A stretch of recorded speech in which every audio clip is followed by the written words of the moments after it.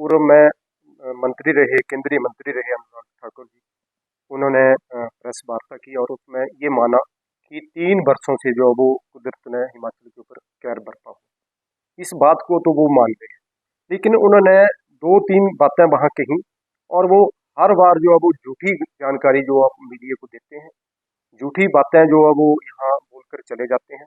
केंद्र में जब वो जाते हैं ना तो अपने हिमाचल का हक कभी मांगते हैं, ना तो हिमाचल में किस तरह की त्रासदी हो रही है उसके बारे में प्रधानमंत्री जी से बात करते हैं। पहले जब वो वित्त मंत्री रहे तब भी हिमाचल के लिए कुछ नहीं किया। अब जो लोकसभा सांसद है 5वीं बार हिमाचल से जीत कर गए हैं, हमीरपुर उनका लोकसभा क्षेत्र है, लेकिन कभी हमीरपुर के लिए कुछ भी ऐसी योजना नहीं वो केंद्र से ला पाए।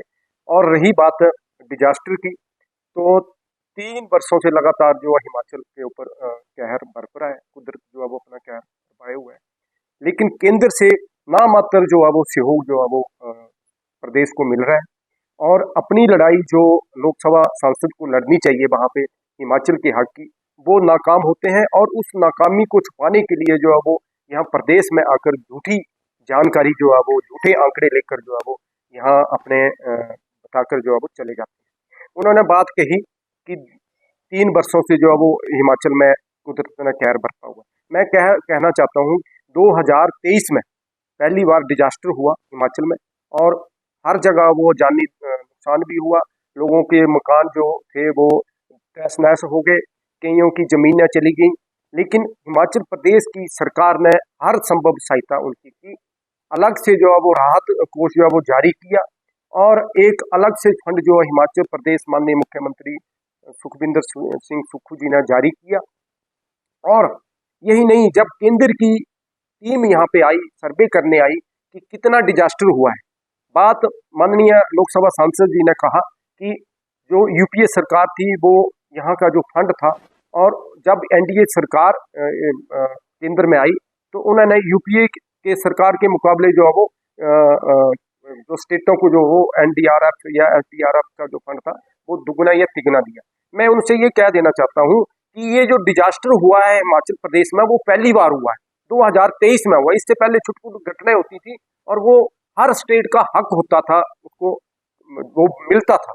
लेकिन ये स्पेशल राहत होती है, आपकी टीम केंद्र से आती है और 9,000 करोड़ का आंकलन करके चली जाती है, लेकिन वो फूटी कौड़ी तक जो है वो हिमाचल प्रदेश को नहीं देती है, नहीं केंद्र सरकार उपलब्ध करवाती है। तो इससे बड़ी नाकामी आपकी क्या होती है? आप अपनी नाकामियों को छुपाने के लिए प्रदेश में आ जाते हैं सैलानियों की तरह। आप आपदा के ऊपर राजनीति करते हो, आप कहते हैं तरपाल नहीं बांटेंगे।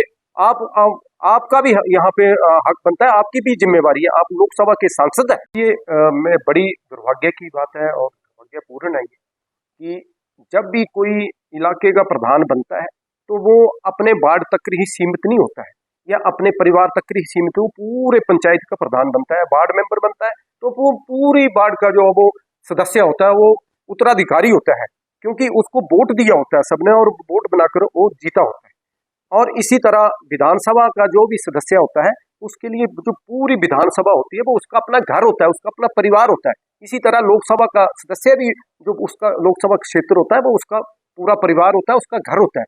लेकिन बड़ी हैरानी की बात है कि यहाँ के जो विधायक हैं आशीष शर्मा जी, जब विधानसभा जाते हैं तो हमीरपुर के लोगों को एक उम्मीद होती है कि हमारा विधायक विधानसभा जाएगा, कोई नई योजना जो हमीरपुर के लिए लेकर आएगा, कोई नया इंस्टीट्यूट जो हमीरपुर के लिए लाकर यहाँ पहुंचाएंगे, सड़कों की बात करेंगे, स्वास्थ्य की बात करेंगे, शिक्षा की बात करेंगे, और कई तरह की जो योजना जो हमीरपुर के लिए लाएंगे।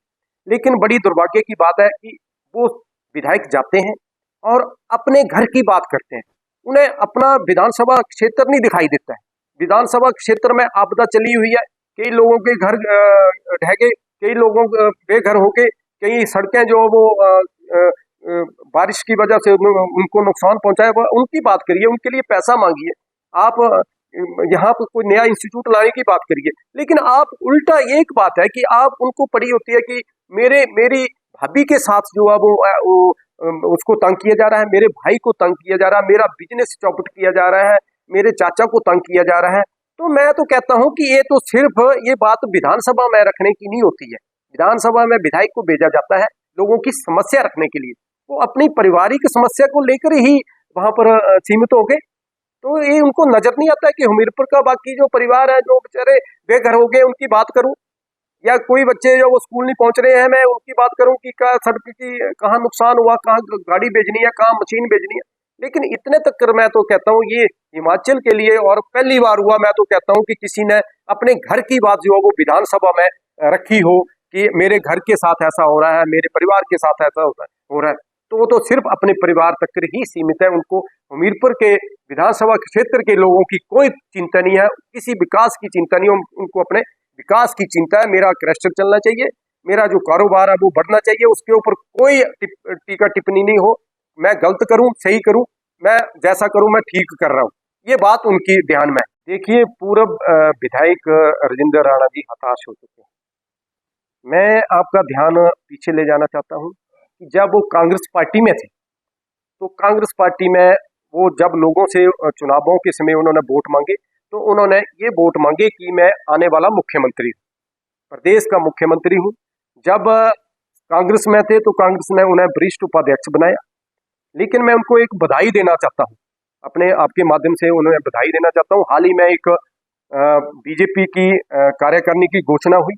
पहली लिस्ट में तो उनका नाम नहीं था, लेकिन दूसरी लिस्ट के लिए मैं उनको बधाई देता हूं, क्योंकि तीसरे नंबर के वो प्रवक्ता बने हैं भाजपा में। और साथ में ये जो यहाँ के स्थानीय विधायक हैं वो भी 14वें 15वें नंबर पे प्रवक्ता बने हैं। तो प्रवक्ता का काम आपको पता क्या होता है, क्या ड्यूटी होती है, क्या स्थान होता है उनका। लेकिन जब वो कांग्रेस में थे तो कांग्रेस में वो मुख्यमंत्री का पद मांगते थे। उन्हें कांग्रेस पार्टी ने मान सम्मान दिया, कांग्रेस पार्टी में वो वरिष्ठ उपाध्यक्ष बने, साथ में वो कार्यकारिणी अध्यक्ष बने, लेकिन कार्यकारी अध्यक्ष बने। उसके बावजूद जब वो भाजपा में गए तो भाजपा में वो हताश हो गए, और हर बार जो है वो माननीय मुख्यमंत्री के ऊपर टैक्स करते थे। लेकिन उन्हें टैक्स का एक तोहफा मिला, वो तोहफा है उनको प्रवक्ता के तीसरे नंबर के प्रवक्ता, पहले भी नहीं तीसरे नंबर के प्रवक्ता बने हैं। तो अब वो हताश हो चुके हैं, क्योंकि जब वो कांग्रेस में थे तो पहले पद की मांग करते थे, अध्यक्ष की मांग करते थे, मुख्यमंत्री की मांग करते थे। लोगों को कहते थे कि आने वाला समय जो है वो आपका है, सुजानपुर का है, मुख्यमंत्री आपके रूप में आपके विधानसभा में होंगे। तो मैं तो कहता हूं कि राणा जी हताश हैं, अब अपनी जगह तलाशने की वो कोशिश कर रहे हैं। हर जगह वो चाहते हैं कि मेरे को कहीं अब राजनीति में जिंदा रहने के लिए तो कुछ ना कुछ बोलना पड़ेगा उनको। जितना वो कटाक्ष मुख्यमंत्री के ऊपर करेंगे, मुख्यमंत्री साफ छवि के है, और लोगों को पता है कि मुख्यमंत्री जो प्रदेश के लिए जो काम कर रहे हैं, जो योजनाएं बना रहे हैं, और जो आम पब्लिक के लिए जो कर रहे हैं, वो सबको दिख रहा है।